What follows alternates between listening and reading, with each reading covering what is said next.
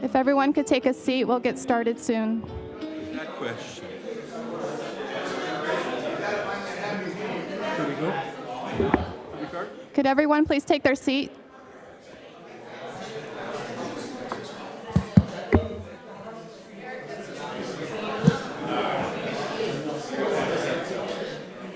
Hello, Hermosa. Can you please come in and sit down, and let's get started.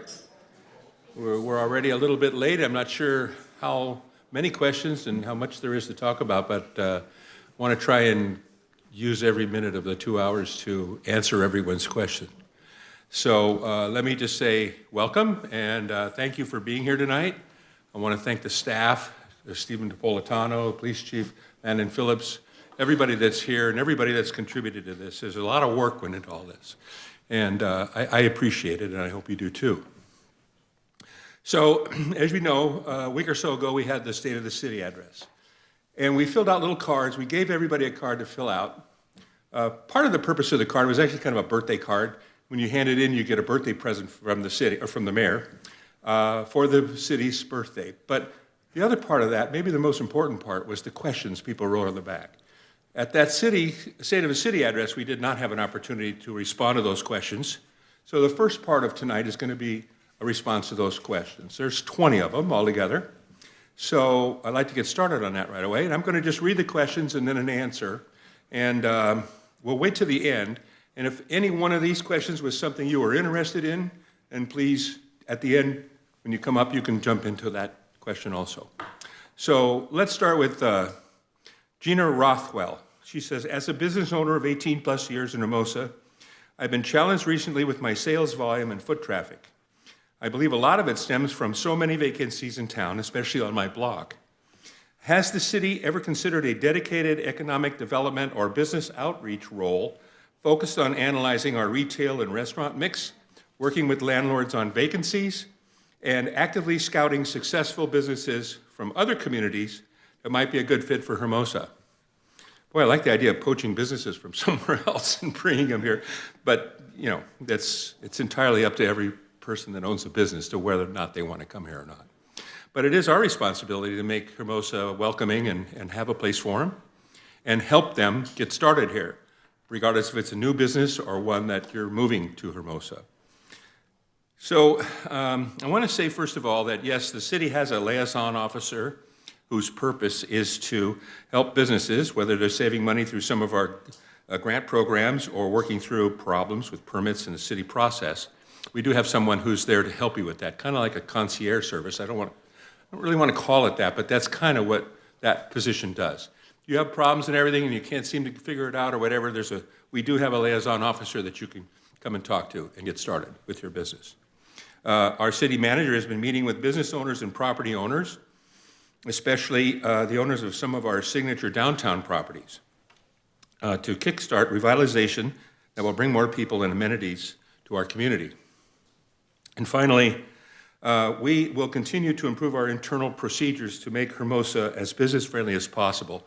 There's a couple other questions that are sort of related to this, so I'll leave it at that. But later on, we're going to be talking about the community economic development, community development department, and see what we're doing there to improve the permit process. So we will get to that a little bit later. Francie Agajanian writes, "We must go ahead with e-bike license plates and registration. What will the city yard serve? Where is it? Are the restaurants going to continue using the sidewalks and parking spaces?" Well, that question is kind of a mouthful. There's a lot of 2 or 3, 4 things in there. But first of all, the city does not have the legal right to regulate e-bikes as far as license plates are concerned. As far as having ordinances in the city, yes, we have lots of them. We've gone to quite an extensive list of rules and regulations for e-bike use. We have a many-pronged method of enforcing e-bikes: education, enforcement, the engineering of it all, putting barricades up in certain places and signs and so on and so forth, which is successful in varying different degrees. In recent months, we had a town hall meeting about safety. Police Chief Phillips was there, and Stephen Napolitano was there also. And the idea of using contract officers came up in that meeting. This, to me, is a big game changer. I think it's very possible that we could use contract officers to be on the Strand, on the plaza, and in our various intersections in our city, the more busy streets. Just today, I was down on the plaza. I spent about an hour there meeting with a group about an ADA issue. It's really not part of this, but I found myself sitting on a bench in front of the new tiki bar, and talking to some folks about their business. I have to say that just sitting there, I watched 10 or 15 people on bikes, and half of them were on e-bikes, ride down the plaza. Now, you're not allowed to ride a bike on the plaza. Even if you're just pedaling along real slow, no bikes on the plaza, and definitely no e-bikes on the plaza. So I'm not sure what a ticket for that costs, but I saw 15 people in about 10 minutes. So if we had contract officers that could be there, standing there, go, come over here, pull aside here, all you guys, come on over here. Those people all would have gotten tickets. And it's not so much the money that we get from the tickets, which wouldn't be a bad thing. It's the fact that they got a ticket for it. Because right now, they're just doing it, and they're not getting tickets. It's difficult for the police department to enforce that law with police officers. It's very expensive. The police officers we have here are here to protect our businesses and our homes, carjackings, robbery. There's so many things, bad things that can happen in our city, and those policemen have to spend their time defending us from that. I can't mention it all. but they just can't take time to chase a 13-year-old down the Strand or across the plaza and give them a ticket for riding their bike. But contract officers can. They can write those tickets, they can enforce those laws, and their cost is a fraction of what a police officer costs. There's no long-term retirement program and so on and so forth. We pay for them. They're contract officers. They come, they do their time, and then we let them go and we bring them back as we need them. This is, to me, is an amazing opportunity for us to help our city enforce the laws that we have already and do it in a reasonable way that does not cost us an arm and a leg to do it. So that's contract officers. The other thing that I am particularly interested in doing is working with the state to provide license plates on e-bikes. It seems simple. Why don't we just put license plates on the e-bikes? We could put cameras in the intersections one day and just write tickets for running through the stop signs and so on. And these contract officers, they can't stop everybody because they're on foot. But if they had body cams and the kids doing a wheelie down the middle of the plaza, and we get that on tape, we can at least go to their parents and say, this is your son or daughter on an e-bike. This just happened today or yesterday. Whether we write them a ticket for it, the very act of bringing this problem to their parents would be incredibly effective toward controlling that bad behavior that we want to stop. So I'm working with the South Bay Council of City Governments, the COG we call it, to try and get e-bike license plates through the state. It's an almost impossible job. It's almost Sisyphus rolling the rock up the hill, because when you get to the top, back down it comes. It's difficult, but it's worth doing. I think that if we get groups together like the COG, like all of our other different community organizations that we have in our state and the county, we can band together and get some influence on the state legislature and see if we can't get something done. I'll talk a little bit more about that later, but that's e-bikes. Francie, the city yard is located at 5556 6th Street. It's right down the street here at the end. It's old and tired and dilapidated. It needs a lot of work, but it provides the city with all the road, sidewalks, city facilities, parks and beach, storm drain, sewer, lighting and medians. Just an enormous amount of work goes on for the city, and it all comes out of that yard. It needs to be redone, needs to be revitalized. Maybe some of it can be saved, and maybe some of it can't. Those are questions that we can answer later. But for right now, it's so important to get started. We have to get started. In the past, the city has let a lot of things go. The Clark Building, we talked about that a couple of weeks ago. I'm so happy that it finally got completed. But we need to go, okay, now listen, that's great, we did that. Now let's move on to the next thing. What else is on the list? What do we need to do? What do we need to fix? Let's get started on it. I like to say that the sooner we get started, the sooner we finish. So I don't want to rush through anything, but I think it's important that we have an effort made by the city to get going on these projects. And we've taken a great leap forward with the hiring of a construction manager for the city yard project. That person will take us through the whole process of design, what we can and can't do, what we should do, what do we need there, what are the assessment of the needs of that facility. He's a pretty important person. He's not just a consultant that's going to tell us what we need to do. He's going to say, this is what maybe we should do, what we shouldn't do, what do you people want to do? I think that's important. And he'll take us through the whole project. So that's the answer to that. Francie's other question about using the parking and so on. The restaurants are currently allowed to use our parking. As you know, our dining decks have become, I think, a very favorite part of Hermosa Beach. No question about that. I personally think that we should try and replace the parking that we lost in the dining decks. Parking lot D might be a place to do that with. Parking lot A to a certain extent.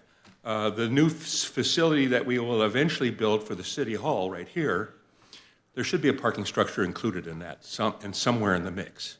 And that will help feed Upper Pier Avenue, Middle Pier, and Lower Pier, and so on, to increase our parking supply. most of the businesses always tell me, we want feet on the street. We're interested in what can we do to get feet on the street. Well, one thing is that if they're going to park down in parking lot A or B, they have to walk all the way up the hill to get up to here. Maybe not so many feet on the street, make it all the way up the hill. So I think that we should have parking structures kind of spread out around the city. Little one here, a pretty good sized one over here, a medium one over here, and have parking available to all different parts of the downtown area. So that's my piece on the restaurants and the answer for that. Martha Koo says, would it be feasible to ban e-bikes in Hermosa Beach? Cities ban smoking dispensaries. Why not vote regarding banning e-bikes? Regular bikes work fine.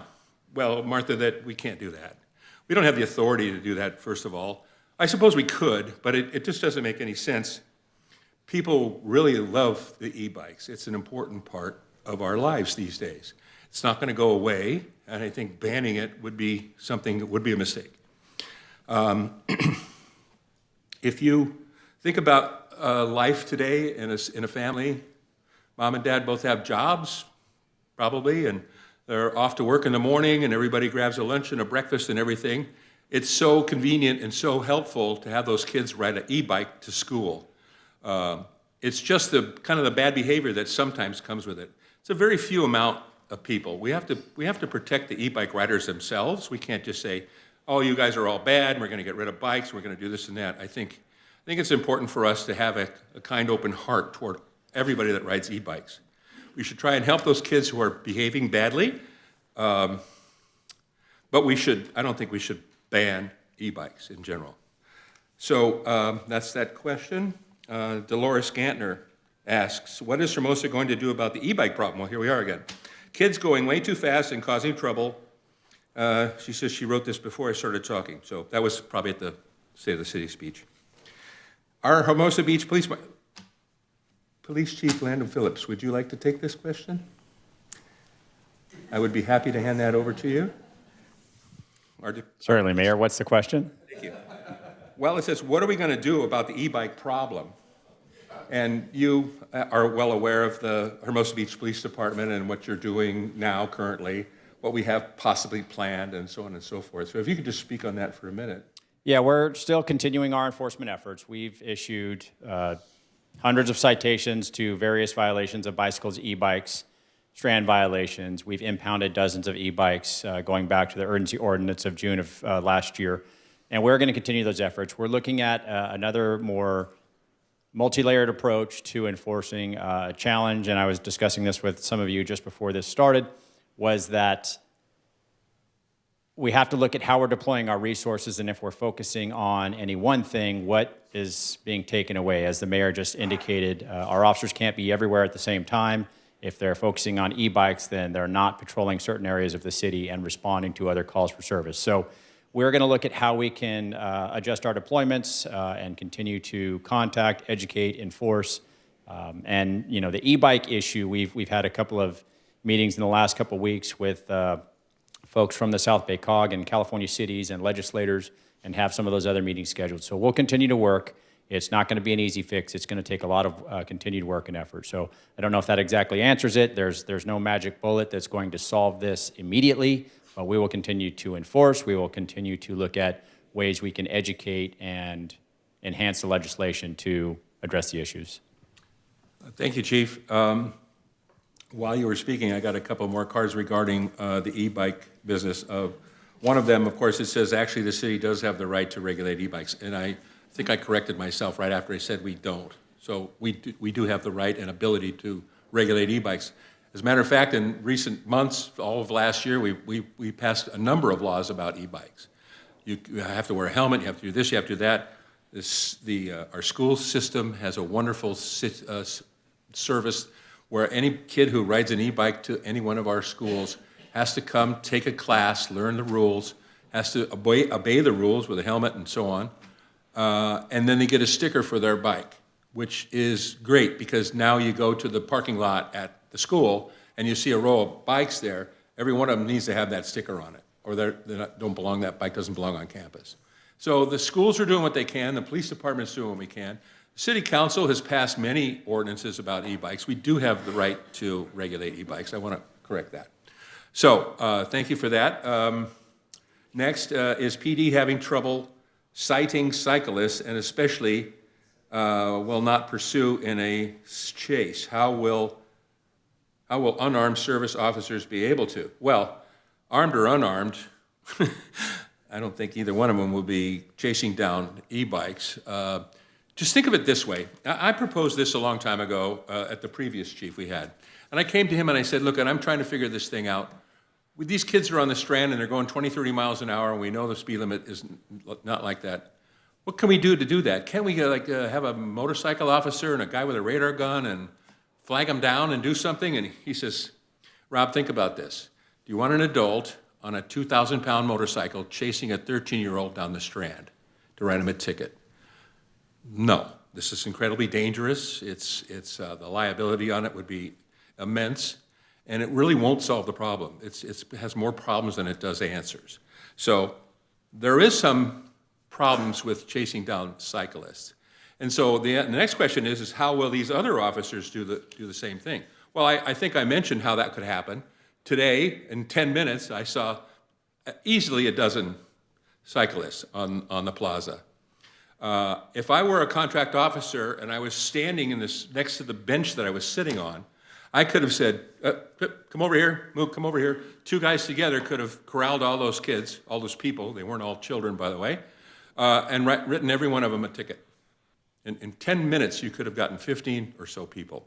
Imagine half a day, a 4-hour shift on the plaza alone would pretty much put an end to riding your bike on the plaza for a while. So it's possible. They can do the job. It doesn't take our officers away from far more important things. And so that's why I think it's a good idea to use contract officers. Someday, if we can get license plates on them, that would be another wonderful thing we could do, because then we don't have to chase anybody down. It's like you in your car. You get on the freeway and you're going too fast. The guy catches you. You get a ticket. They send it to you in the mail because they have your license plate. You went through the red light and so on and so forth. I think that's another game changer as far as e-bikes is concerned. So let me just move on, please, to the next question. Cynthia Kelman says, I'm a proud Hermosa resident of 42 years. I love it here. I'd like to know if the city has plans to protect the residents if ICE comes in and mistreats our residents. It's a great question, and I have an answer for you. And I'm going to read this because I don't want to make any mistake. I want you to understand exactly what city policy is. HBPD does not enforce immigration laws. We do not stop or detain people for the purposes of immigration enforcement. If any federal agency is in our city limits conducting federal law enforcement business, we will not interfere or obstruct them in doing so. We will respond, if called, to keep the peace and verify, to the extent that we can, the lawfulness of the operation being conducted. I think that's fairly clear. I think that's a reasonable policy, that we're not going to help enforce immigration laws. That's not our job. It's not the police department's job. But we're here to protect our people in the meantime. So some incident happens. You know, I have great confidence in our chief and our department that they'll handle it properly and that our citizens will be safe, and that whatever the federal officers are doing, as long as it's legal, they'll be able to do that unimpeded by our police department. Next, Gila Katz. What are you going to... Gila, here. Hello. Hi, Gila. What are you going to do to create a new bike corral in Julian's name? How about creating a citywide contest for who will plant the most trees in Hermosa Beach? Two very different concepts there, Gila, but here's our answer. There was a bike corral installed, as you know, but maybe the rest of you don't. There was a bike corral installed in the name of Julian Katz on Hermosa Avenue at 10th Street. I had the honor of speaking at that event. It was a wonderful thing, and it was part of the Julian Katz bike route, correct, Gila? And that was done following approval by City Council in accordance with the municipal naming, monument, and sponsorship policy. Any additional corral installation, naming, and so on would need to follow that similar process. So It's possible, but you just have to apply, and we go through the same process again if you want to do another one. Residents and businesses may plant trees per the city's approved species list. Want to make sure that we don't plant trees that are invasive where the roots will break up the sidewalk and so on. When I was on a Public Works Commission, we heard many tree replacement cases where someone put something in, it was the wrong tree and it had to be taken out. There's a lot of trees that they're beautiful and you think, oh, look at this thing, it's been here 25 years, but they're buckling the sidewalk and the curb and the street, and it's very expensive, it's dangerous, and that tree has to be removed. There's no other way around it. So that's possible. As far as a contest, I like the idea, but again, it's like the dog park or anything else you want to do. You have to get some people together and get a petition or some idea put together and bring it to the city and get it started. And then it can go on down the road and City Council can pass it to Public Works or Parks and Rec or whichever department is reasonable. And your program can get going. So I would encourage you to do that. Ann Gallo writes, how is the city preparing for the FIFA 2026 and Olympic Games in 2028? Need language services? Let me know. Oh, that's nice of her to volunteer for language services. And she says, safety during the FIFA 2026 and Olympic Games 2028. Well, city staff is working with LA Galaxy to host FIFA and the 2026 viewing events in July, and continues to be in contact with the official LA 26 and LA 28 committees to ensure we are updated on event opportunities. FIFA, by the way, stands for the Federation of International Football Association, which is, of course, soccer. Next question. Anonymous. You shared in your speech that you want businesses to get help from the city to get open fast.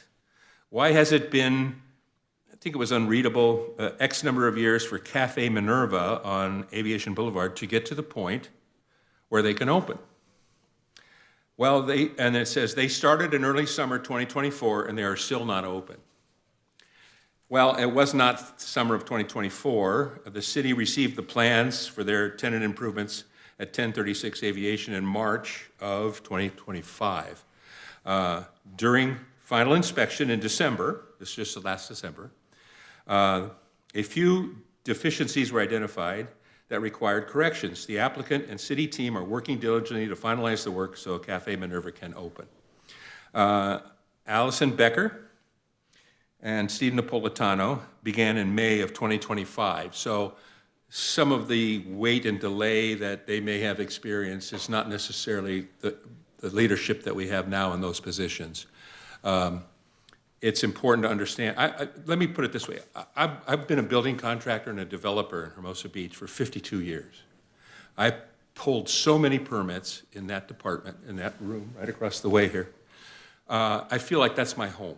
My first permit ever as a licensed contractor was right in there. My last permit when I retired was right in that room. So I'm familiar with this process and I understand it. And that department has changed so much since Allison Becker got here. I give her credit for that. I think she's done a wonderful job, but I have to say, everything isn't perfect. It's not there yet. There's so much work for her to do, so much work for the whole department to do, that we just have to be a little bit patient to make sure that things completely turn around. And I have to say that we are always trying to make it better, always trying to make that department better. Myself personally, because of what I just explained to you, I want to see that department flourish. I want to see people walk in there and go, hey, I got these plans here I want to put a shoe store in there, Hermosa Avenue, what can I do? I want to see a person on the other side of that counter go, well, let me take a look at what you got. Let's see what it is. I think we can help you and get the project going. Get it through plan check, get it permitted and corrected, and get those people out there and let them get started on their business.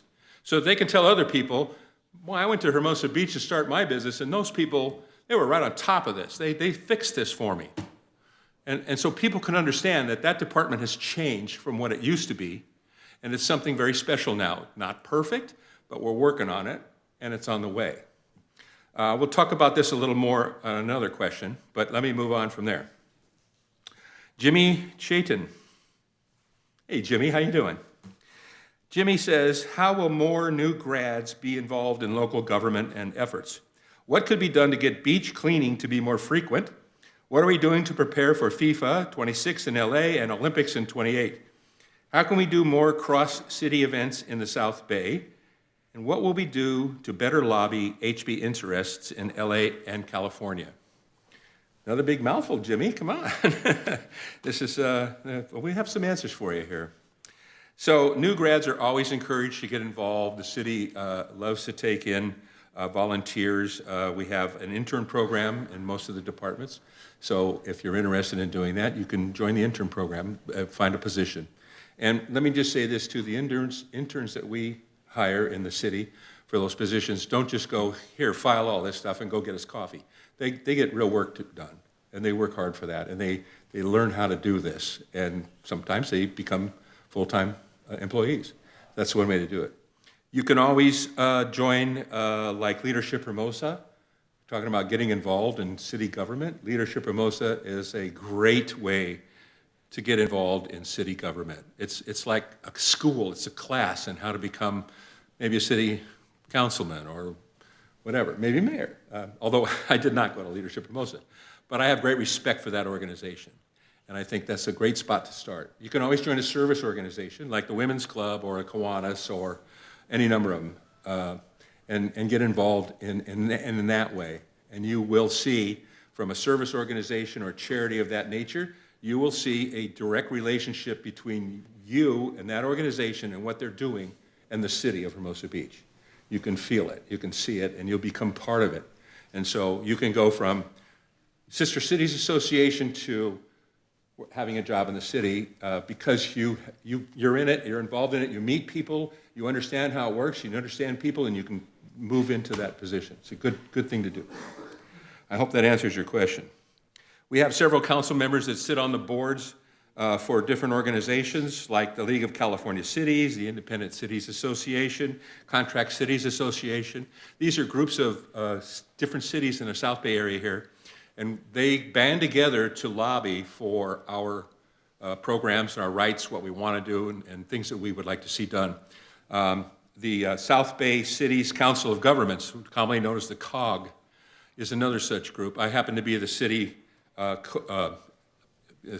representative to the COG right now, and I am working diligently with that group on all of the things that they want to do, but also I've brought to that table license plates on e-bikes because we can do something together. 17 mayors in 17 cities.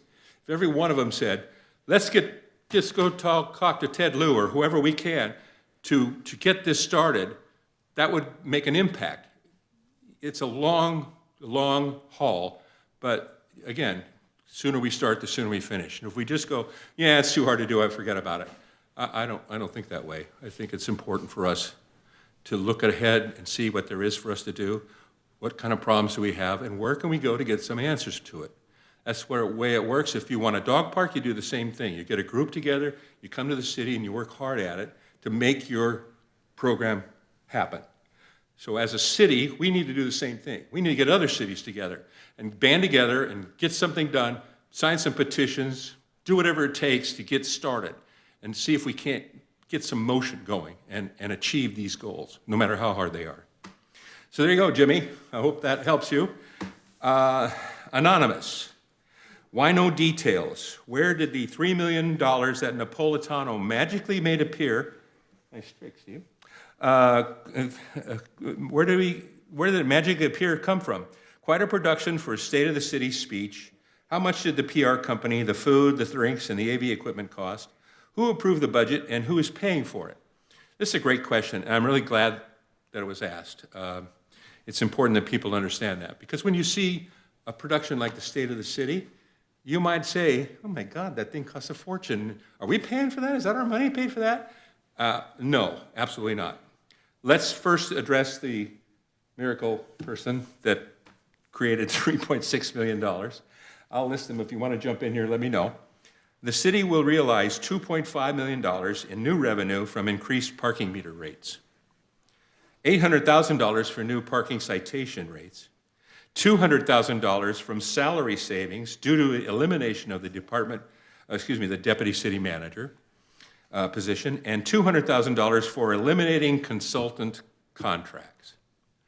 That adds up to $3.5 million, a little over $3.5 million. That's where the miracle money came from. Steve didn't do it by himself, but we didn't do it by ourselves either. We did that together. We work hard on these things. City Council, we want to do everything we can to save money, to make our budget work. And if you want to call it smart spending or whatever you want to call it, that's what we're doing. And thank you, Steve, for your help with that. That was very good. I give you credit for that. Claudia Berman asks, and this is kind of the same question. Hi, Claudia. This is really a nice state of the city this year. Who are all the donors and what did it cost? Great question. First of all the donors were announced during the event. There was a big a slide during the speech, and various places their names were all listed everywhere.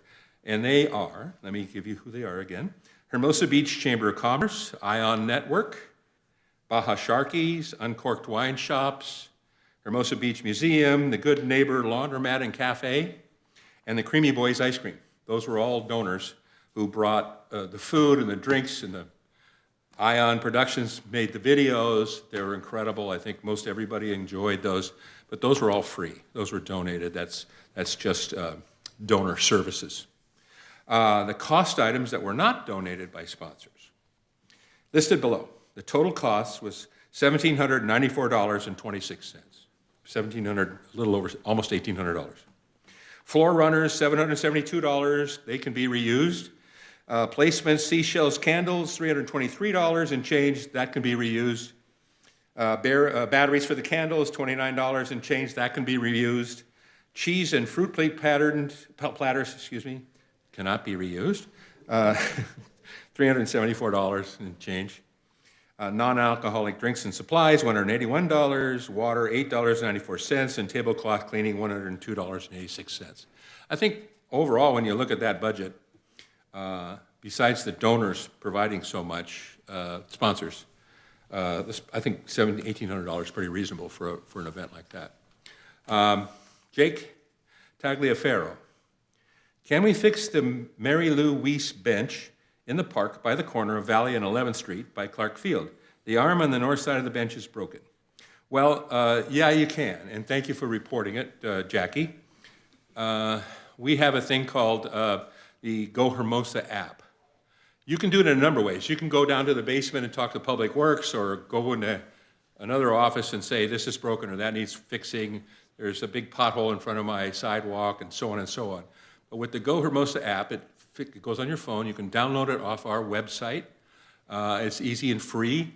With it, you can take a picture of something like the arm on this bench. Snap a picture of it, send it in the Go Hermosa app, and that goes through the channels, and it finds the right department, in Public Works in this case, I would think, and they would go out and fix the thing that you've complained about. Sometimes, if it's a pothole maybe, and your street is on a list to be fixed, they may not come out the next day and fix it, but it will get fixed, and it does go on the list, and it's a very effective app.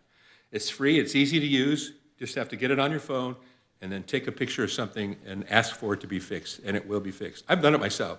The elevator in parking lot B, the structure there by the beach house. Tried to use that thing a dozen times. Doesn't respond, the door's open, doesn't open, you have to walk up to it. It doesn't work. And so I snapped a picture of the elevator, and I said, this thing has been broken for weeks. When can we get it fixed? And somebody came out, in 3 days came out, an engineer came out and fixed it. It's old and it needs replacing, which they're doing now, but at the time, was a year or so ago, it did get fixed. So this works great. Anonymous question, who sung the song in the video shown tonight? Well, in case you're wondering about the second video, his name was Saxon Weiss, and Saxon is 13 years old. He wrote that song when he was 11 years old. It's a beautiful song called Sapphire. And he sang that live during the second video, the memoriam. I think it was really touching. The kid's an amazing talent. He again, was performed for free, donated his time. Wonderful young man. The first video, that song was written by a local. I won't say who it is or anything about it because it is being re-recorded and will likely be released soon in a different format. So for reasons of privacy and so on, I can't really reveal all that business. But it's a local person that did it. Cami, what is the status of the storm drain reclamation with work being done on Hernando streets? Seems it could be go in there. Seems could it go, I'm sorry, there's a little problem here. Seems it could go in there, I think. Okay, so we're working with our neighboring cities to complete a green street program in the vicinity of Hernando and Hermosa Avenue. It will include the installation of permeable gutters and new trees. This work will begin in February and will be complete before summer. It will capture and filter stormwater runoff. The city is also working with a consultant to design a large infiltration project for the south end of town that will capture stormwater runoff also. Together, these projects will help the city achieve compliance with all the pollution reduction mandates that we have. Laura Pena, what are your views on creating, or shall I say, recreating a business advisory group to assist the city in executing business-friendly updates? I believe stakeholders should be involved. Laura, where are you? There you are. Thank you for the question, Laura. Let me just say, basically, I'm in favor of that. I think it's important that we, in all aspects of the city, that the people be able to come to bring things together and inform the city of what's going on. Likewise, that helps us make decisions about things. If we're in the dark and we don't even, when was the last time we did the economic development report? Shouldn't that be updated? Well, yeah, because thank you, somebody said we should do that, and I totally agree with that. I think I would love to see that a committee of some sort get started on economic development to have business-friendly updates, very much so. Eric Horn. Eric, I know you're here somewhere. There you are. Thanks, Eric. Eric's question is, great work. How will new revenue close deficit if it is going towards city yard bond? I'm going to read most of this because I want to be very specific and not misquote anything. The city continues to face a structural deficit, and that's very true. New parking revenue by itself does not close that gap. What additional revenue does accomplish is preventing the city yard bond payments from drawing down on the general fund and competing with core services. The structural deficit is driven by long-term cost growth, particularly labor, pensions, operating expenses, along with upcoming unknown costs tied to LA County fire, beach, and lifeguard services. Addressing that imbalance still requires separate ongoing actions, such as expenditure controls, operational efficiencies, and consideration of broader revenue strategies. In short, the parking revenue does not close the structural deficit, but by paying for the city yard deficit, it prevents that debt from making the deficit worse. As for the deficit itself, that will all be discussed during budget deliberations, which we encourage everyone to participate in. I want to say that personally, I am very watchful over cost overruns. When I first got to City Council 3.5 years ago, we had some projects that I was really at a loss to understand. The bathroom projects that we had in the parks were very expensive, and I'm not sure about the design and how that ever happened, but I wasn't here when that happened. So you can't change the past, you can only change the present, and you can change the future, not the past. But because of that, I'm aware of those things that can happen, like the Clark building. Took forever and cost too much money, the bathrooms, and so on. These things need to be looked at and watched, and because of that experience when I first got here, I'm very concerned about those overruns, and I keep my eye on them. And that's important. I think all of us on council should do the same. Anonymous says, is the e-bike sticker similar to a car's license plate? Well, here we go. No, it's not. The e-bike sticker comes from the school district, from the schools. They got together and put this program together on their own. It's very effective. Anybody, again, I'll repeat, any kid that rides an e-bike to school has to go through a class, learn the safety rules, understand the helmet and the number of people on a bike and so on, stop at the stop signs and obey the rules, and then they get the sticker as a sign that they've taken the class and they're good to go. You don't have the sticker, you can't ride your school you can't ride your bike to school. Well, you can't ride your school to the bike either, by the way, but you cannot ride your bike to the school. So that's important that we have that program. It's been very successful. And it actually received the Golden Bell Award. So I'm excited about that, and I think it's a good thing, but it's not a license plate. License plates are a different thing. That's a state mandated thing. It has to go through the DMV. And I sincerely hope that someday you'll be able to take your e-bike to the DMV, pay a fee, $50, $70, whatever it is, get a license plate and bolt it on the back of your bike. Or when you buy one, it's required by the dealer to put a plate on the bike when you buy it. Simple as that, just like cars. And every year, you go back and you pay a smaller fee to re-register your bike so that all the police departments across the state of California know who owns that bike because of the registration on there. And when you sell it, sign it over to a new person, and then he has to go down and register and pay a fee. And that's how we can keep track of the bikes. And it would be a great step forward in enforcement of e-bike rules. Okay, e-bikes seem to come up a lot, so, and especially the license plate thing, I'm happy to do that, and I want to explain that very thoroughly. Piper Newton says, have we ever thought about establishing a sister city in Japan? Well, that's interesting. I don't think so, but like anything, like a dog park, swimming pool, whatever you want to do, the thing to do is get a group together, come down here, tell us what you want to do. If you can gain some support and get something going, then it will move to another department, maybe Parks and Rec or Public Works, whatever it is. It'll get moved around down the road, and something will happen with it. But nothing will happen if you don't try. That's the deal.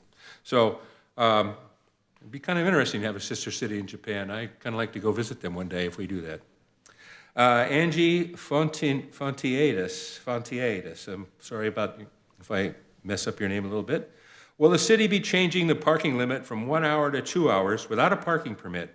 That way, Hermosa businesses get more profit, so customers aren't rushed. Steve, would you like to take this one, or? No? Okay, I'll do it. That's okay. Okay, go ahead. Yeah, I mean, is that a possibility? Yes. Has it been considered so far? No, it hasn't. Hasn't come up at council, and that's, of course, where it needs to go to be considered. Right now, it is 1 hour between May 15th and September 15th. And to extend that, that's a possibility, but we'd have to look at what the impacts of that would be. Extending that means that it's likely less chance that folks who have permits might be able to find a parking space there. It might also take away from frankly, the meter rates downtown and people parking at the meters, which is revenue for the city. So there are trade-offs. Is it possible? Yes, but there are trade-offs, and that would be a consideration that we'd bring to council if council chooses to bring it up. Great, thank you. I appreciate that. That pretty much handles that question. So, next, Joey Ferrales says, what is the city planning for Hermosa's 120th birthday? Are there volunteer opportunities for the event? Well, currently the city is not planning anything for that birthday. We at the Kiwanis Club did a wonderful celebration for the 119th birthday, as you know. We had a mural revelation, and our birthday kind of coincides with that, the 100 years of Kiwanis here. Our city birthday, at the State of the City, we celebrated a birthday party for the city, and I thought that was really kind of fun. I wanted to give everybody a birthday present. I couldn't give the city a birthday present, so I gave everyone that came to the thing an event. I got a hat for a birthday present. And we sang happy birthday, we lit candles, we had a cake, ice cream, the whole works. I think that was pretty fun. Love to have another one next year, but we'll see what happens. Somebody else will have to do that one, I guess. Why don't you plant some trees? Plant some trees for the city birthday party? Yeah. I love trees, honestly. I'd love to see trees all over the place. It would be nice if we couldn't see the sky because there's so many trees in Hermosa.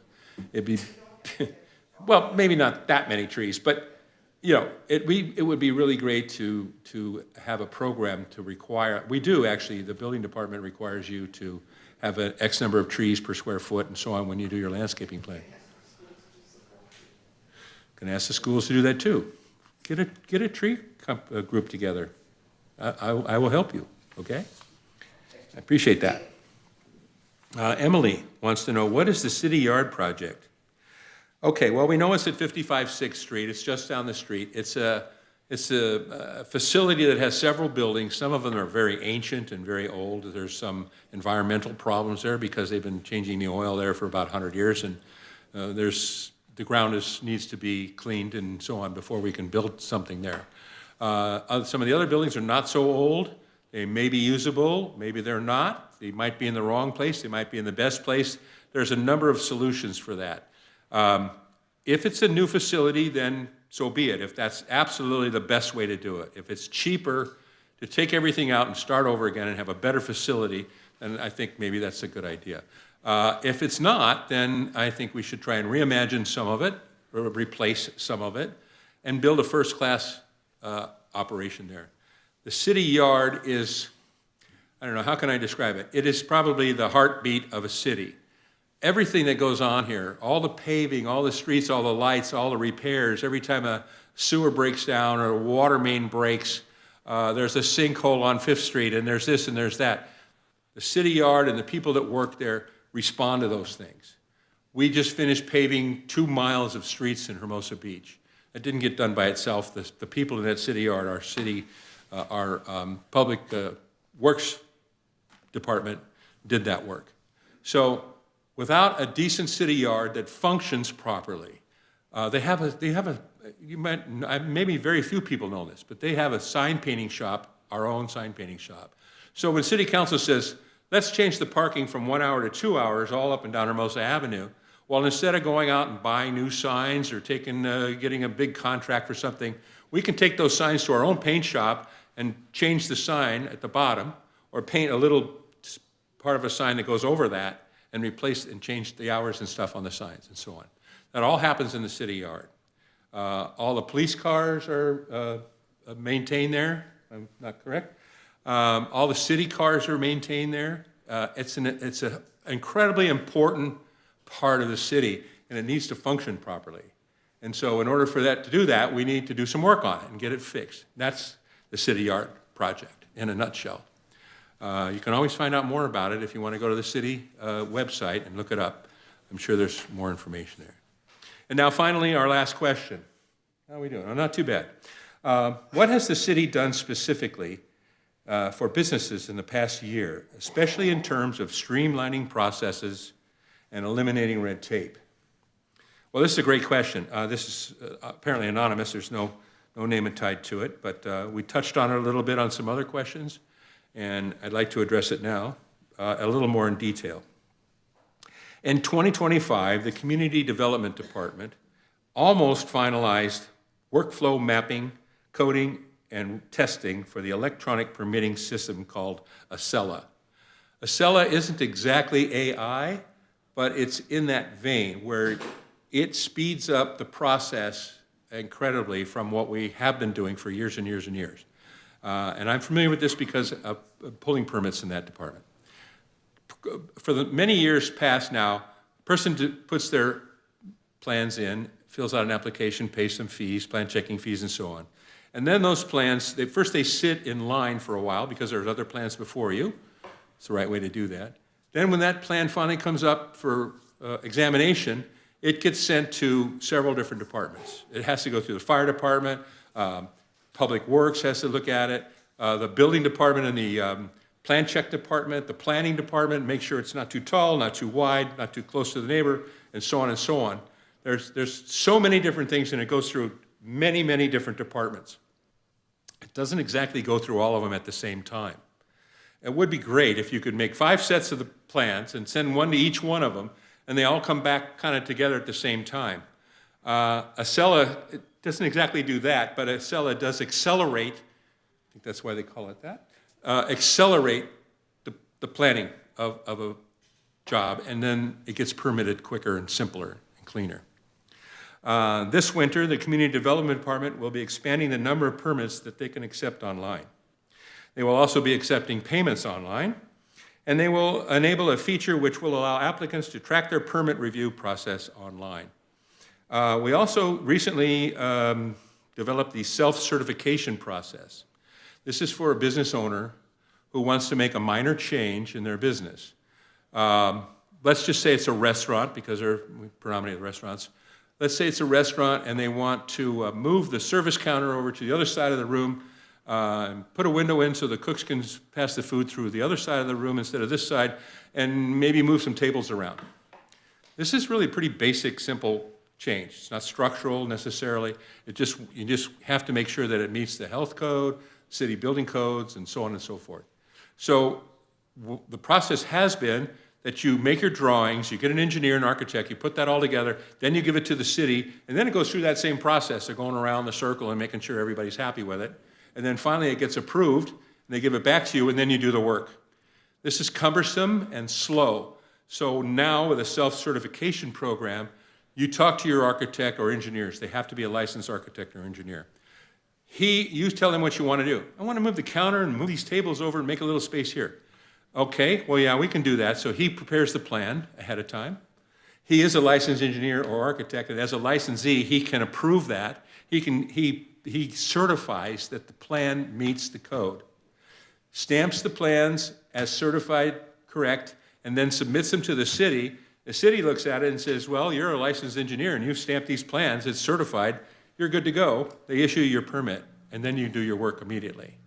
This is amazing. This is much faster than it used to be. I think these little things that we're trying to do, some of them not so little, are improving that department, community development. And they're improving it all the time. It isn't perfect. It's not where it should be. Cities like where the fires were, they have AI programs where you submit your plans on CAD drawings. They feed it through a computer that understands all of the local codes. And then within an hour, it comes back and tells you, these are the things that are wrong with your plans. Then you fix them and you put it back through again, and a couple days later, you're pretty much approved to go. We don't need that at Hermosa Beach. We don't have enough projects per week or per month to afford an AI program. But Acela is pretty close, and we have it already, and we're implementing it now. And when it's complete and we're all up to speed, it should be pretty remarkable for businesses to get their plans approved quickly, and homeowners too, for instance, same thing. So that's what we're doing. The city also reduced regulatory review of alcohol-serving businesses when there are no complaints have been received. 8 years on the Planning Commission, I sat through many reviews of alcohol CUPs. There's no complaint, there's no real reason for us to sit through those things, and it takes the Planning Commission hours. The staff time is ridiculous. It's a waste of time and money to review a CUP that has no complaints. So now it's on a complaint basis. If someone says they're serving alcohol to minors, or they didn't close on time, or they're doing the music's too loud, whatever it is, those complaints are now addressed. And then if they reach a level of importance that requires a review, then it goes to the Planning Commission, and then they get the same review. But to just continually review everything with no problems is kind of a waste of time and money. So those are the things we're doing to make it better. Again, let me just say this again. It's not perfect yet. It maybe never will be perfect, but we are working on it. And it's very important that you understand that we keep doing that. And I think there's one thing more that's sort of it's not really black and white, it's not in print somewhere, it isn't a solid thing, but it's part of what is now in place in that department, and perhaps in all the departments. And I'd like Steve to kind of address that.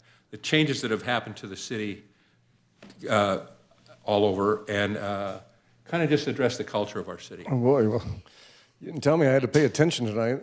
Yeah, I'm sorry to wake you up at the last minute. Well, as Ann knows, I've got a whiteboard in my office upstairs, and one of the first things I wrote down on it was Hermosa means business. And we do. And so we've taken a number of strides. We've got a fairly new leadership team in the city. As was mentioned, Allison Becker, our community development director, is new. She started about 3 weeks before I came in as interim city manager. And she has made a lot of great strides in the city in doing lots of things to address making Hermosa Beach more business friendly. Zoning code changes are going to be coming. That's one of the things we're looking at. Something that was just on the agenda the other night was making it easier for home occupancy businesses to register and get up and going and reduce the burden on them. And we're looking at other things. You heard about Acela. We looked at the AI program, but the reality is Acela has that capability. The problem so far with Acela has been that we've only been using it about 50% capacity because of the transitions that we've been going through in the leadership.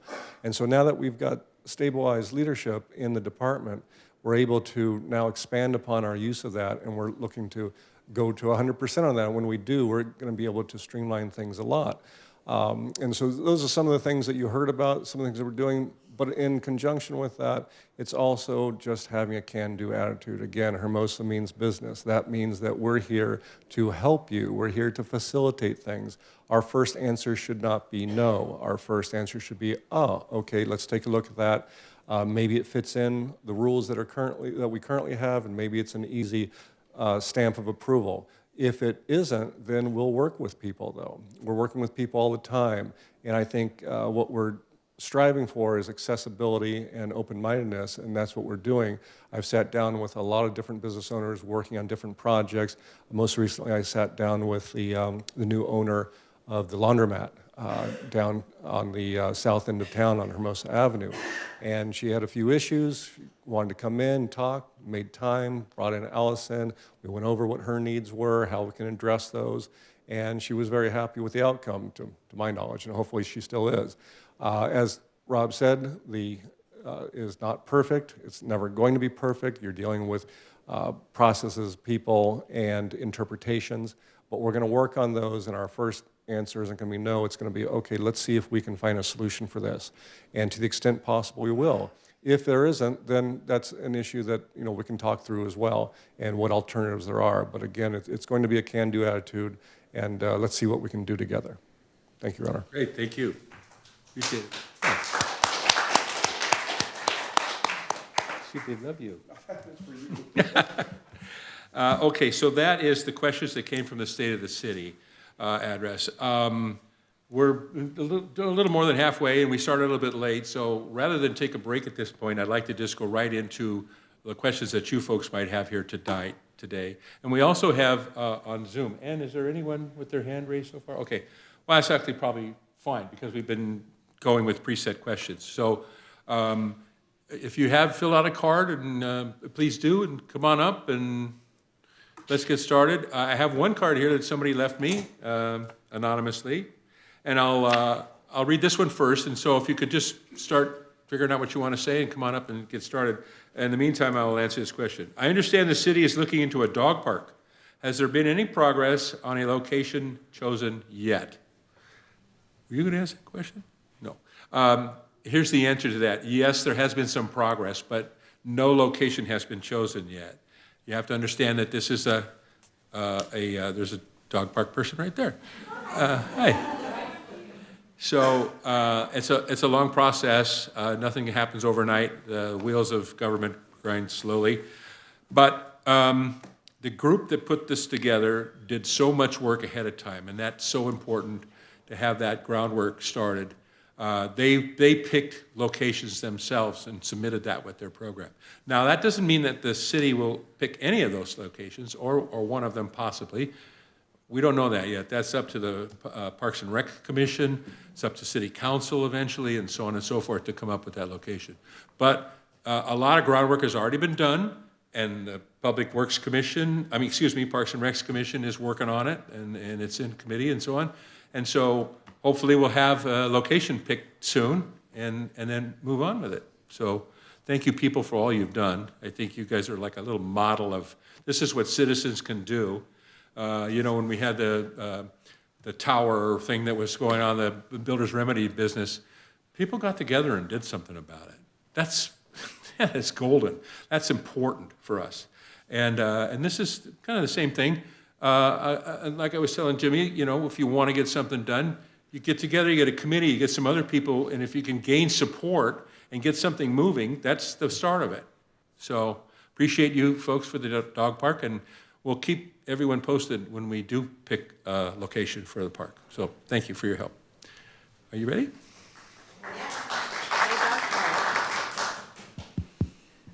So this is kind of mundane, and I'm not really sure.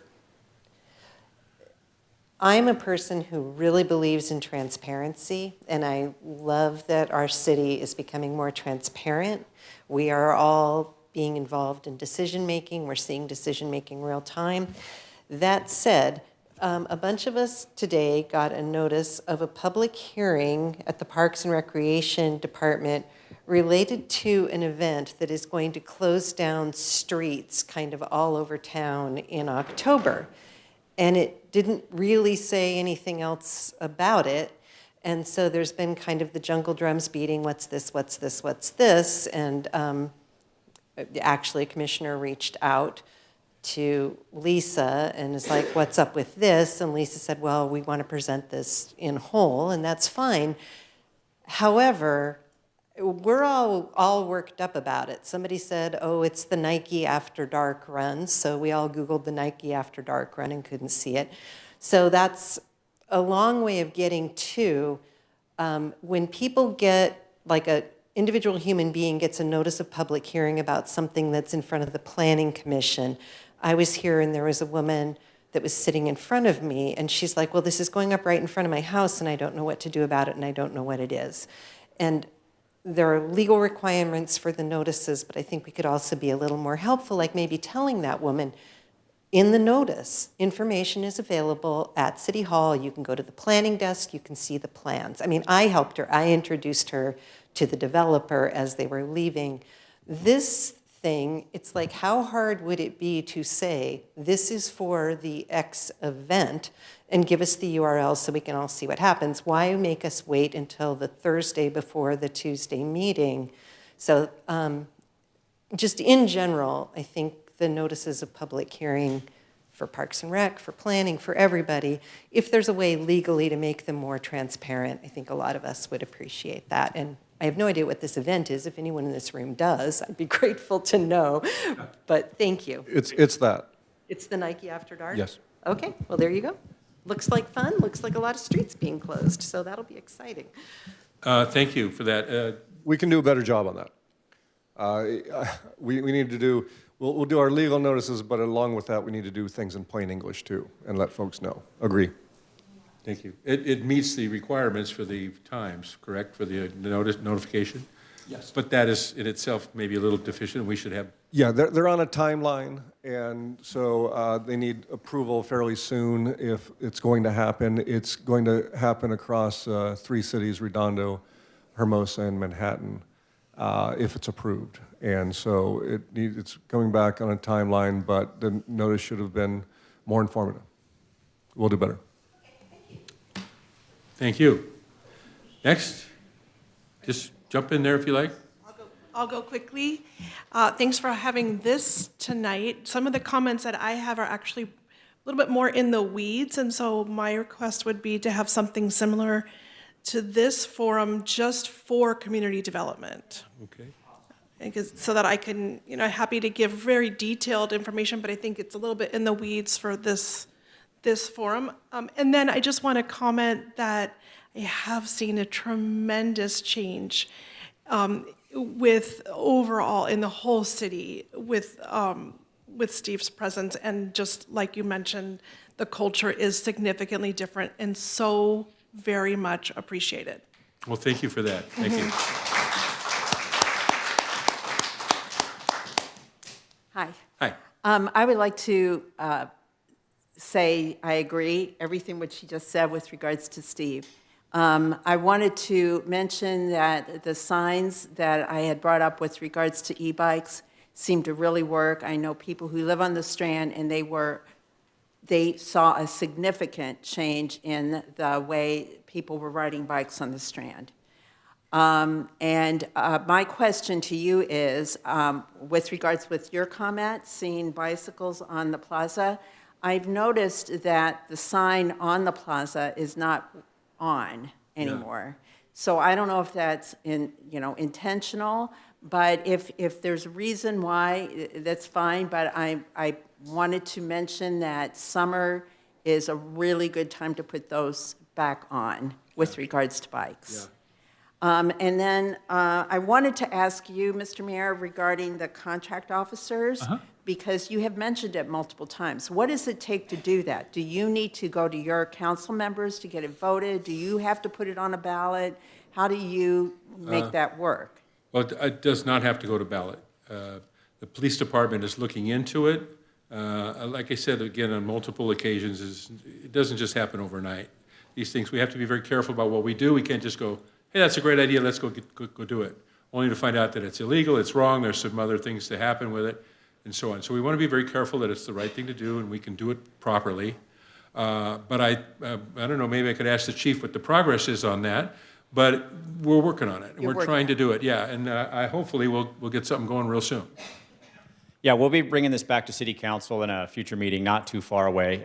We're looking into, as the mayor said, there's a lot of little nuancing. It's not a matter of just writing a check and having folks show up at the front door. We have to figure out management, supervision, accountability, equipment, training of folks who have not worked in the city of Hermosa Beach before. So there's a lot of nuance to it, and we have to work through all of that. We're working also with the city attorney on some of this, so we'll be bringing this back to council. Okay, thanks. And if you don't mind me just making one little announcement. No, please do. I am with the Bark for a Park nonprofit organization, and we are doing a lot of things to keep it going.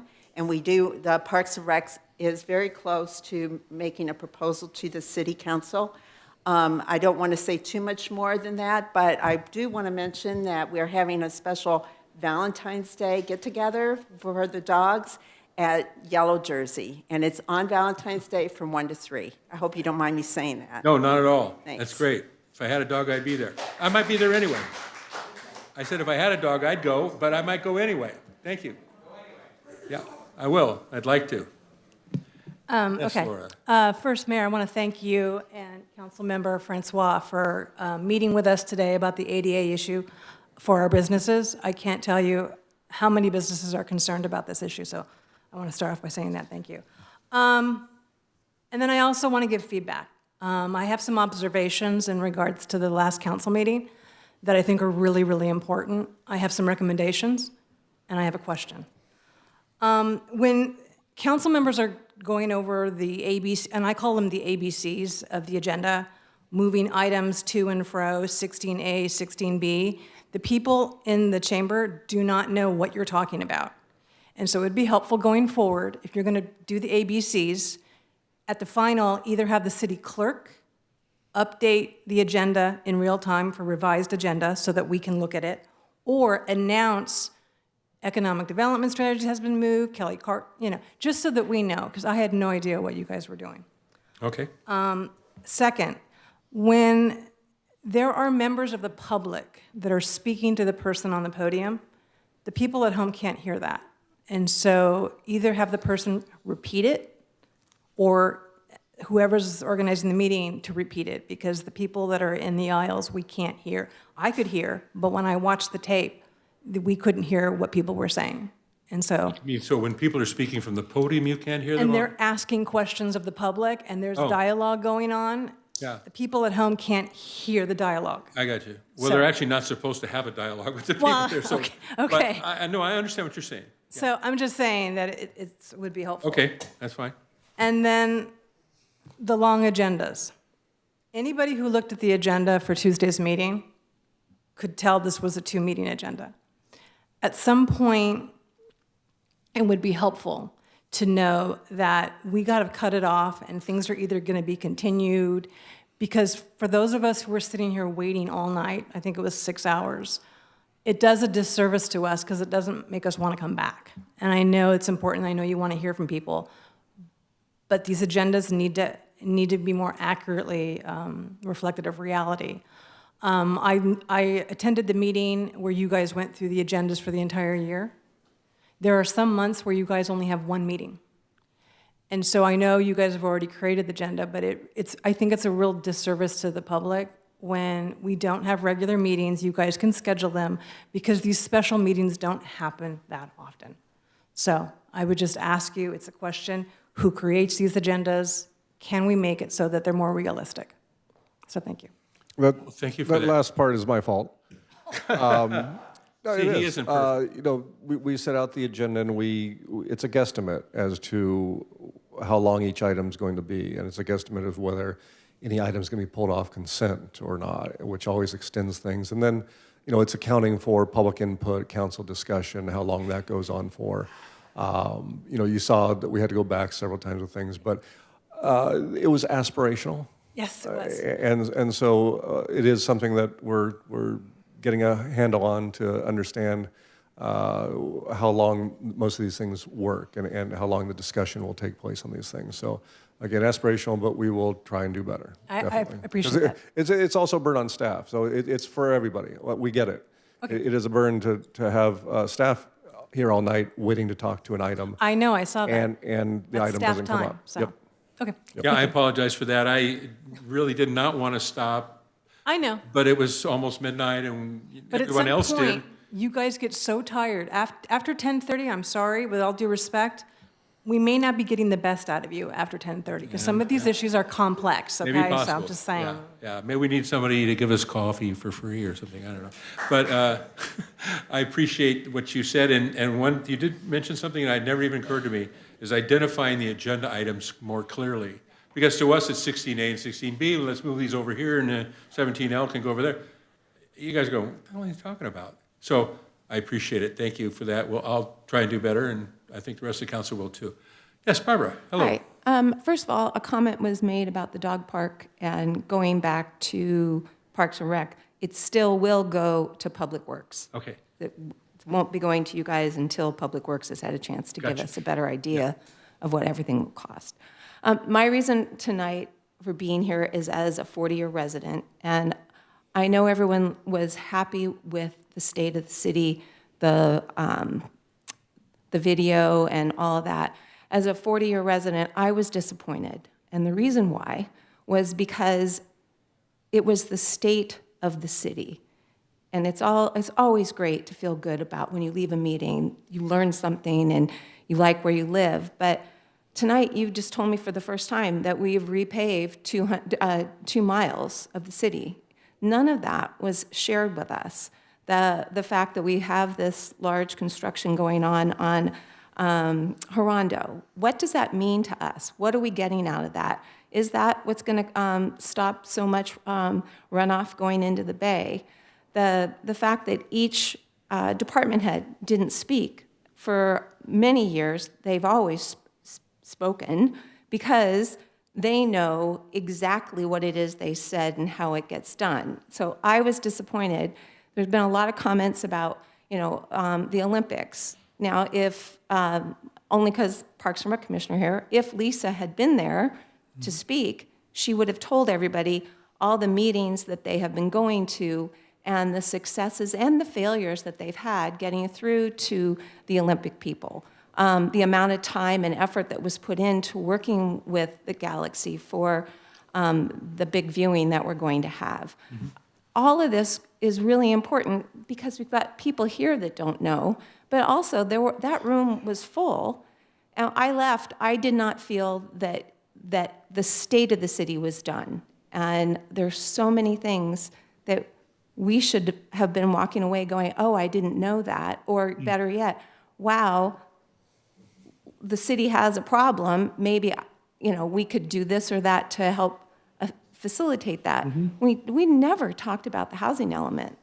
And that's one of the biggest fears of most people that live here right now. What's going on in Manhattan Beach with the possibility of buildings being torn down and 10, 20-story buildings possibly being built. So I don't think that what happened was a success. And as a resident, I was disappointed with how it was chosen to be worked out with us. okay, well, thank you for that.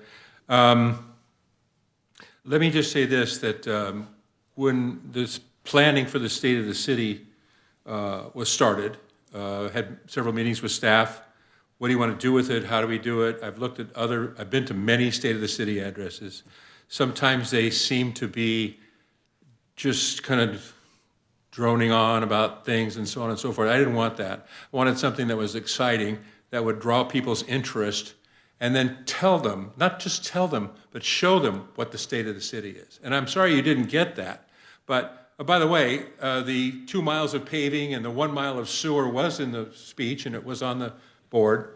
Those things were spoken about during the State of the City. To me, the State of the City is, okay, where are we right now, and what have you done? What's been going on right now that you've done? Not me personally, but the city has done recently. Sometimes the State of the City is the last year. Sometimes the State of the City is what the mayor thinks has happened during his term. And what I wanted to do is not try and dwell on every little aspect of what's happened in the runoff at 190th Street and this one and that one and what's going on Manhattan Beach with their HCD problems. I wanted to emphasize the things that are happening in our city and what have we done since I got here and since we started. And so that's what we did. And I know that I understand, I get it, that you were disappointed with that.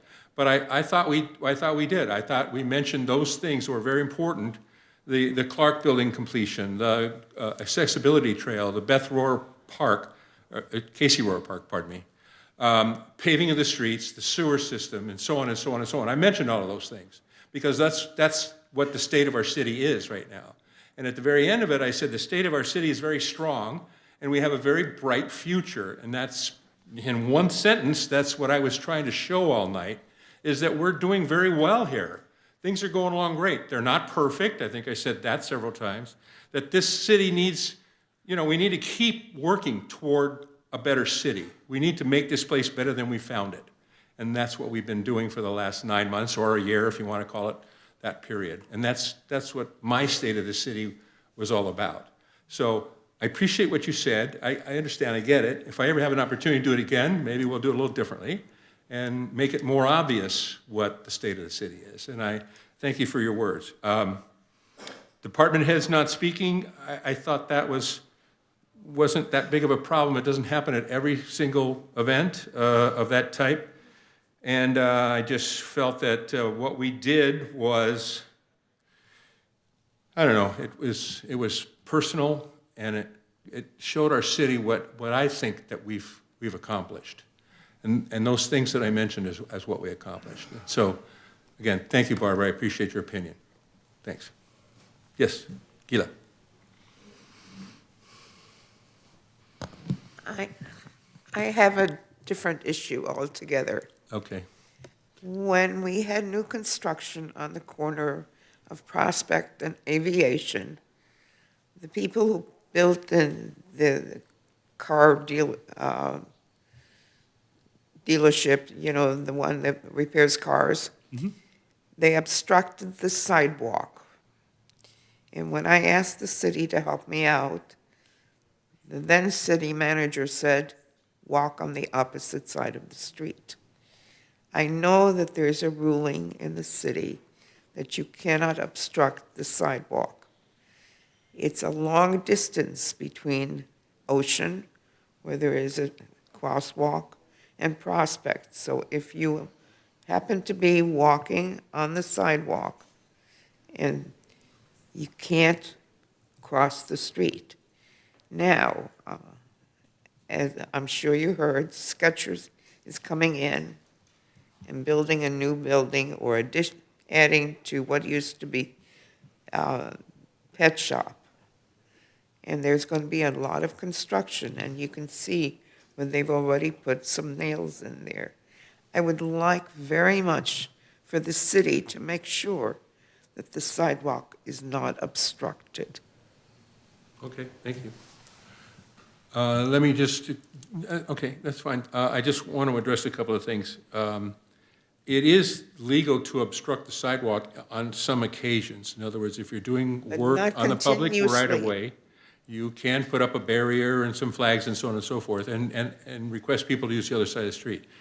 If they did it properly, it's legal. If they didn't, then it isn't right, and they should be reprimanded for it. So It was obstructed for over a month. That's Yeah. not, I mean, I've walked on Hermosa Avenue when there's Yeah. construction. There's always a Yeah. little place where pedestrians can walk. yeah, It's not Sometimes, okay yeah. because aviation, there's no place to cross aviation. that's true. okay? true. And it's not safe, and I'm not the only one walking there. There are kids walking there, there's, you know, it has a lot of traffic, Yeah. you know. Let me say this. When a citizen comes to the city and says, there's a problem here, the sidewalk's blocked, what do? I can't get across. I don't think anybody should ever tell you, walk on the other side. That's not the right I answer. thought it was rather discourteous. It should be, we'll look at it, we'll see what we can do. Perhaps they're doing it properly, and maybe they're not. So let's look into it, and we'll find out what's Right. going on, and we'll try and fix it. Okay. Okay? So I All right, I appreciate your... appreciate that. Thank you very for much. your comments. Next. Good evening, Mr. Mayor. Steve, how are you? I was reflecting on a couple of the comments and questions that we heard about, hey, what's the city doing about the Olympics? What's the city doing about the housing element? And I've been, especially after the last council meeting, been thinking a lot about the actual structure of your meetings. And it seems like with the council manager form of government, there's a bit of an imbalance between doing reactive agenda items that just, business that has to come up through the city, and actually being able to take a look at some of these long-term problems. I know that we do study sessions for the budget. I would, remind you guys that was a $55 million budget, and you spent 55 minutes debating that. And I think that, we could be doing those kinds of study sessions for other topics. I think having a housing element, and not just a housing element, but maybe even a broader conversations about, what's the state of renters in Hermosa Beach? What's the plan for the Olympics? What has Steve learned from his colleagues on the Manhattan Beach City Council that are working on their own committee? I really like the idea of doing a dedicated town hall on economic development, because it seems like when you guys are bringing forward one piecemeal solution at a time, it can be hard to take a look at the bigger picture. And so you've been mayor for, about 9 months now, and I'm curious, do you wish that you'd had more opportunities to actually think about the long-term vision for the city? And would you recommend any changes to the way that these meetings are construed so that you have that opportunity? Well, that's an interesting question. Each meeting, been through quite a few of them, spent 8 years on planning commission, same situation, just slightly different. And each meeting is different than the last. The last one had a couple of issues that were very contentious. It might have had too much stuff on it. I have to agree with that. But as Steve said earlier, I think it's impossible to decide how long will council discuss this project here or that issue there. I think the St. Patrick's Day Parade, everyone figured that was going to be quite a while. So perhaps that should have been on a single meeting. Or maybe that and a few other smaller, quick things to approve. Those are good suggestions. Maybe we should take that to heart. We can kind of plan a little better to make these meetings more effective, because try not to put too much stuff on one plate for one evening. I know in the past it was kind of funny. Well, there's nothing funny about it, but it was kind of odd that meeting after meeting after meeting, we were there till 2 o'clock in the morning. It was like, geez, they're working us like a rented donkey. We need to back up a little bit. Can't we spread this out some? And, I agree with you. Sometimes it's like that. Now, long-term planning, I think there's a lot of that. You can't long-term plan on every single city council meeting. I think there's always business at hand. We have to do this tonight, now. So there's room for improvement, I think. Like anything, there's room for improvement. We'll take your suggestions to heart. I appreciate Since that. past council meetings we're going to 2, we thought it was a victory to end at midnight. Yeah, That's a joke. that was a joke. Insert laughter here. Okay, so thank you for those suggestions, and we'll take them to heart, see what we can do about it. Anyone else? Yes, sir. I'm Dan Sachs. I've lived in Hermosa for about 36 years. And we had a couple of meetings last year where we went through the police offices and the other offices, and there was talking about what we were going to do to update or replace City Hall. Now, I was not able to go to the State of the City meeting, you might have discussed it, but if you could very briefly give a little update on what's going on with updating or replacing City Hall, I would appreciate it. Okay, thank you. So, we went through a period of time where there was an idea to replace City Hall and put a hotel here and build a new City Hall up by the community center. There was a lot of debate on this. There was a committee set up to discuss it. There was a debate in City Council. We hired some consultants to tell us what we should or shouldn't think about it. Quite a lot of business about City Hall. I won't go into all of that. I think if you want to go back and look at YouTube, you can see a lot of meetings and stuff, and you can determine for yourself what did and didn't happen and who said what and so on. But the end result of all of that, of months of talking about City Hall and what should we do and how much will it cost and how are we going to pay for it, the end result of all of that is that City Council decided that we are going to not tear this building down and we are not going to build something up the hill. We're going to redo this building and reimagine it and add on to it if we need. Of course, we do need to. It needs to be bigger. Needs to be modernized, but it is not a wreck. It is not ready to fall down, and it is not needed to tear this building down. This is a solid building. It's not that old, and it can last for many, many decades to come. So that's what City Council decided on doing, and so we've changed direction on that. We got rid of the consultants, and right now it's just sort of sitting. I think we should really get started on working on it. Maybe Steve might be able to expand on where we are with City Hall, but there was a major change in direction on it. And now we have a new idea, and that's what we're working on now. So Steve, do you want to?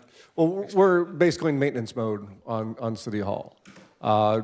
Could we use more room for some things that we do? Sure, but we can make do with what we have. We're looking at future improvements. We have needs to improve the roof, especially over at the police station, as I'm reminded, and we've got upgrades for security and other things, make it more accessible for folks, counter space for folks, especially dealing with the community development department and everything. So we're in maintenance mode. We're going to do some upgrades along the way as well, but the focus at this point is the city yard. That's always been designated as a highest priority in terms of replacement, and so that's what's going first. Will we revisit City Hall in the future in terms of an expanded use or double-decking the police department or what we're going to do with the storage unit that the city owns over here? Those are future conversations. But right now, it's City Yard and maintaining City Hall as it is and making it work better for folks. You need to make one exception. He does. Plant some trees. I take my plant Are we trees. gonna plant trees at City Hall? You need to have an exception for ADHD. There's no easy access out of this building without all these stairs here. Yes, that is something that we're looking at. I consider ADHD something else, but my doctor gave me Ritalin 4 years ago. No, just kidding. No, ADA, right, for disabled access. And we are looking at how we're going to put a ramp in for disabled access because we've got stairs. You can take access right now off of Pier Avenue on a flat surface, but otherwise, and especially with the construction right now with the library, it makes it more difficult. We do have some out there, but it's mostly stairs. And we acknowledge that we need to do that, and it would be part of a larger improvement of the parking area as well. And the parking lot needs to be lit. Yes, that's another thing we're looking at is lighting out there, because it is dark out there, especially in this corner over here. Thank goodness it's corner where the police department is. So. Thank you for that, Steve. Aguila, I agree with you about the ADA business. As you know, I have some handicaps of my own, and there is a ramp that we can use, like Steve said, from there. There used to be one, there is one still in the back here, but then the police department took that area over, so it's not open to the public. And these are things that have happened in the last few years that we need to address. If it's going to be years and years before we actually get started on this building, then maybe we should consider doing something now to get that access back to keep us going toward the future. I think from the very beginning, when we discussed tearing this building down, all of that stuff is going to happen far into the future, at least 4 or 5 years ahead of us, maybe more. And in the meantime, my point was, if the roof is leaking, let's fix it now. Because if we tear this down or if we rebuild it, we still need this building for at least 5 years, probably more. So shouldn't we be fixing it, those basic things, air conditioning, roofing, access, and so on? Why aren't we fixing those things now? This is called deferred maintenance. And as I said, it's stated at the city address, deferred maintenance never gets any cheaper. So we should do it now at the best cost, get this building tuned up and fixed up and used so it's usable for the next few years. And those same changes, most of them will still be here when we need them. If we add a police department or parking structure, we need a parking structure here somewhere. We have that storage place across the street. The storage unit is very interesting because it's kind of like a little chess game. So we're going to redo the city yard. Where do the guys that are in the city yard, where do they go? How are they going to do their jobs when we're tearing it apart? Well, the answer is, maybe, the one answer that we're thinking about, we're considering, is using that storage building as the temporary city yard. They can set up shop there, take all their business over here, and still have a functional city yard, and then we can do our work over at the city yard, take it down, put it up, redo it, fix it, whatever we're going to do to it, get it completed, and then they move back in. And then now that building can be either removed or a parking structure can go there, or maybe more office space or whatever we do with it. We have that property. We own this a huge piece of property here, from the corner of the library to the end of the rental place, all the way back to the end of that, and all the way across and all the way down, except for the barn. We own this whole thing here. So are we using it appropriately? No, but it's been this way for years, and it needs to be redone. So we need an architect or someone who's going to have experience with reimagining buildings. What do we do? How do we fix it? There's ways of doing things that can be very efficient, very money-wise can be very efficient, and shorten construction time, and still end up with a very nice building, a very good functional building here. But you have to remember one thing. In case of an emergency, you have to have easy access out of this building. Yep. And at this point, it's not easy. You can't use the elevator. There are stairs, and it has to be easy for everyone. Which means some people can't run down a whole set of stairs as you have it. No, I understand that. Mr. Mayor, Yes, I'm sorry. just a reminder that people at home can't hear when we don't speak into a mic. Oh, yes, I'm And sorry. also, we do Okay. have one virtual hand raised when Thank you're you. ready. Okay. Gila, we'll address this further sometime other than tonight. We have lots of other things to do, and we're kind of running out of time, so appreciate it, thank you. Did you say you had someone online? Yes, Tony Higgins. Okay. Yeah. Hello, can you hear me? Yes. Hi, Tony. Okay, great. First of all, I'd like to say I think things are getting a lot better too, surprisingly. But I'd like to talk a little bit about the council meeting last night and maybe get some clarification.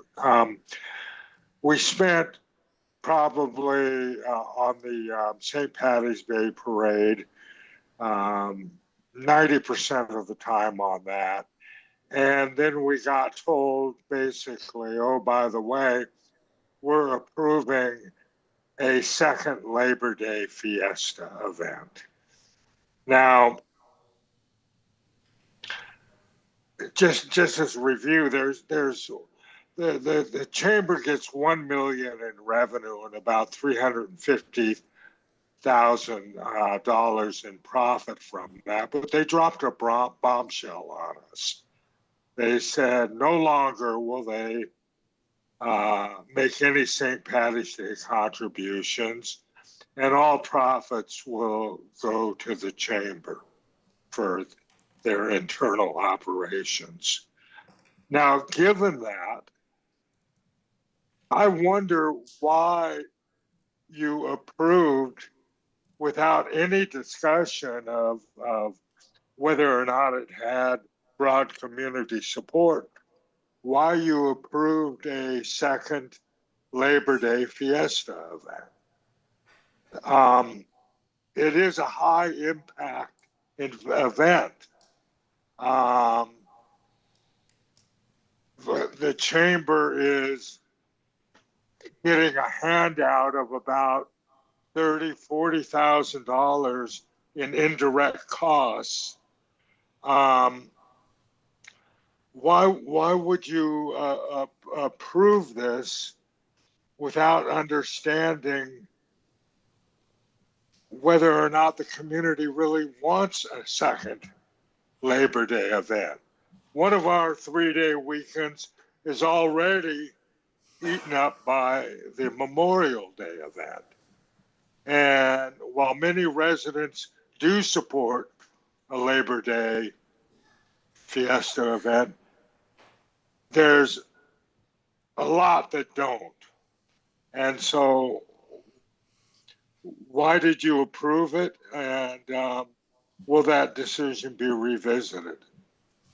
Thank you, Tony, for your question. I think probably the simplest thing I can say at this point to start with is that I was the lone person that did not vote for that. I did not approve that. I had my own idea about what we should do or could do. It gained no traction with the rest of the council, and that's the way things work on council. It's the majority rules. They decided that we should add the extra event, and they decided on a contract for a year with 2 extensions and so on, none of which is what I was interested in doing. I brought a idea forward that we should add a beer garden to the St. Patrick's Day Parade. Thank you very much. I think that's a great idea. The logistics of doing it might not be possible. I think the chamber was very nonchalant about it, like, well, we'll do our best, but probably not. I don't think that way. And I said so in public, and I'll say it again. I think that that would make the St. Patrick's Day Parade profitable, and that we should share that profit, not just let the chamber do with it as they may. If the city's going to pay for these things and pony up money for these events, then we should share in the profits of what that is. We shouldn't keep it all. They shouldn't keep it all. We should have some sort of profit-sharing idea, and I proposed that. It got some traction. I thought it was going to happen, and then we decided, well, nope, sorry, we're just going to approve the whole thing, and off down the road it went. So I agree with you. I don't know why, after hours of debate, why we just decided to do it like we've always been doing it. I disagree with that. And that's all I can tell you. You have to ask the other councilmen how that happened and why. So thank you for your question, Tony. Do you have everyone else? Yeah. Mr. Higgins has a follow-up. Okay. Yeah, I appreciate the difficulty, Mayor Saman. But what bothers me, and I don't think is being addressed squarely, is not by you, but just in general, is that you approved a massive high-impact event without getting any input from the community to determine the support for that. And how did that fly? Why did no one bring up, maybe we ought to decouple the fiesta, the Labor Day fiesta, and give consideration to what the residents and businesses want. To me, it was just a failure. I don't blame you for that. But I sure wish that that decision about ramming the Labor Day fiesta down our throats, essentially, could somehow be revisited. Thank you. Thank you. No, thank you for that. I appreciate it. And I have to say that, so the vote didn't go the way that I wanted it to, but it's not the first time that's happened to me on council in the last 3.5 years. I've had many votes go against me. But what you do is that's the majority rules, and that's what they wanted to do. So that's what we have, and that's what we deal with. You can always try again. As many times as possible, whether you call it a filibuster or why won't he just leave that alone, it doesn't make any difference. The point is that when there's an issue that you feel strongly about and there's something you can still try to do, you can still try to change it, I think you should take every opportunity to do that. But in the meantime, City Council voted that way, and that's what we have. So at the moment, we have to just live with that and move on. So thank you, Tony. I appreciate your question and follow-up. Anyone else online, Ann? No, I don't see any other virtual hands raised. Okay, well, we're almost done. Is there anyone here that has anything that you want to contribute? Any more questions? More follow-up? Nothing? Thank you. More- Oh, you're on time. Thank you. I know, isn't that amazing? You know, we could. That's because I didn't set this agenda. He didn't set the agenda. We could talk another for a couple hours and maybe make it to midnight. That'd be great. We have plenty of pizza and stuff. Hey, listen, thank you all for being here. I appreciate it. It's so important for people to come here and speak to council or me or whoever it is. We got to keep this up. We have to keep talking to each other to make this a better city. Thank you. Thank you all. Good night.